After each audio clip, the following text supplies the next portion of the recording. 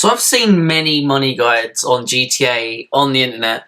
Most of them are out of date. Most of them have been patched. Most of them aren't really ways to make money, and they just want you to download a program, which is most likely a virus.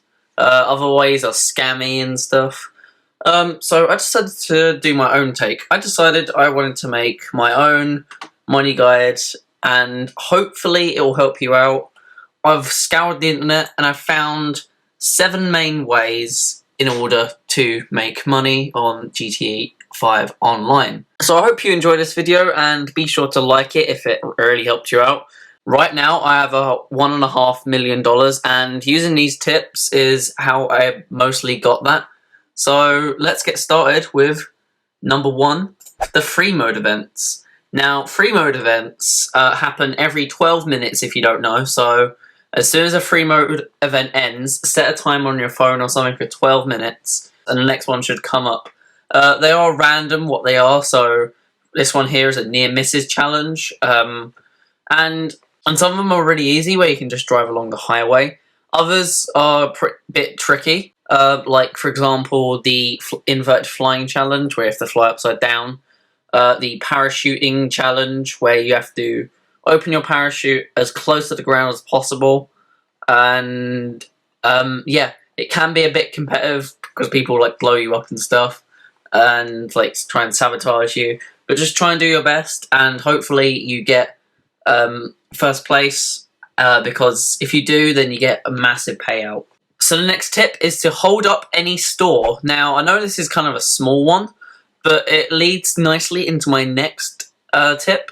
But I'll just explain holding up stores. There are about 20 stores in Los Santos, and you can either point a gun at the shopkeeper or kill the shopkeeper, go behind the till, and press right on the D-pad to rob it. Now, normally this method is better than just pointing the gun at the guy's head. But what you can actually do is if you point the gun at the guy's head, wait until the intimidation bar is full, and then melee him with your gun, and immediately mash right on the D-pad. You can actually rob the store twice and get double the money, which is pretty cool.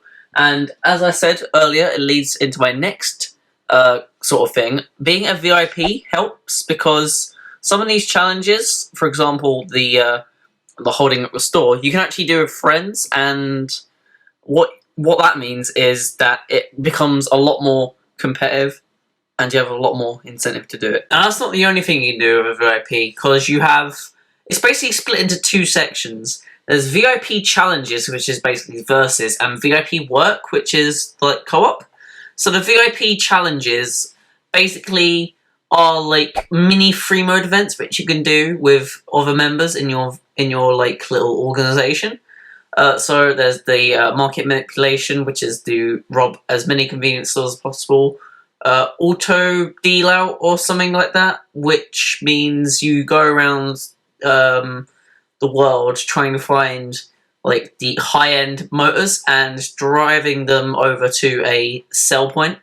Whoever has the most valuable cars wins. There's also one where you have to avoid a wanted level for a short amount of time, as well as a point-to-point race. And there's also VIP work. So for example, there is one where you have to steal certain vehicles from police stations around the world and drive them to a specific location with a wanted level, a pretty high one actually. There's also one where you have to get packages all around the world using an app which allows you to hack and show the location. So yeah, they're pretty cool.